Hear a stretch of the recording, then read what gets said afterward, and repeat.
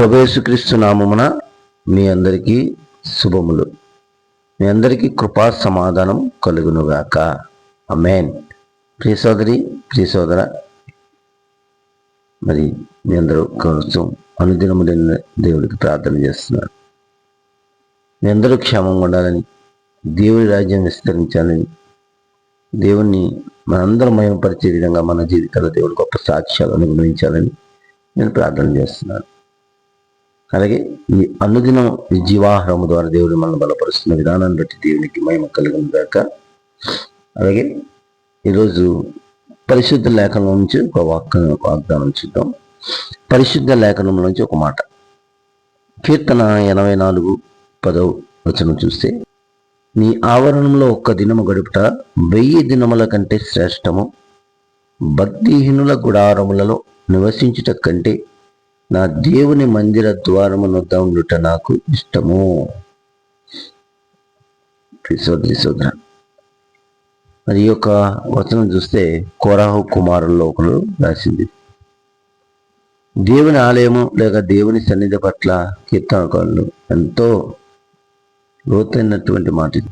ఇందులో మనకి పాఠం ఏం తీసుకోవాలంటే, దేవుని సన్నిధిని ప్రాధాన్యత ఎంతగా చేసుకోవడం, దేవుని సన్నిధిలో ఎక్కువ గడపడం ద్వారా మన జీవితం ఆనందమయం అవుతుంది, సంతృప్తిగా జీవించగలం. ఎటువంటి ఒత్తిళ్ళు, టెన్షన్ లేకుండా మన జీవితాన్ని ప్రశాంతంగా, సమాధానంగా మనం నడుస్తుంది.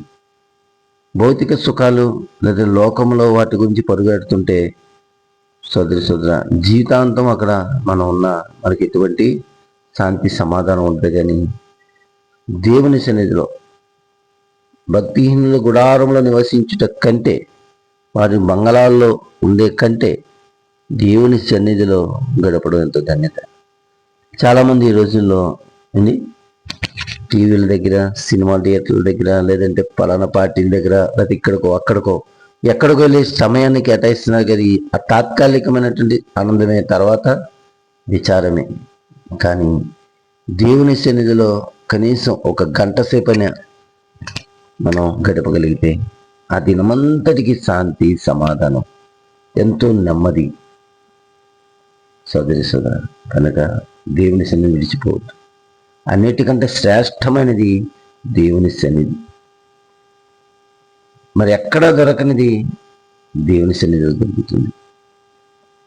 క్రీస్తు నన్ను అంతగా ప్రేమిస్తున్నాడు కనుక ఆయన సన్నిధిలో ఉండటం ఎంతో గొప్ప భాగ్యం. కనుక ఏంటి శ్రేష్టమైనది భూమి మీద అంటే దేవుని సన్నిధి చాలా శ్రేష్టం. కనుక అంత శ్రేష్టమైన దాన్ని నువ్వు విడిచిపోవద్దు, మరిచిపోవద్దు, వదిలిపోవద్దు.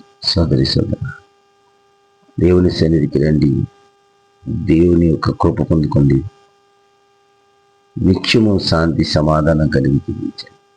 ఈ కృప దేవుడు అనుగ్రహించును గాక. ఆమేన్. నీకు కృప కలుగును గాక, నీకు కృప కలుగును గాక, నీకు కృప కలుగును గాక. ఆమేన్.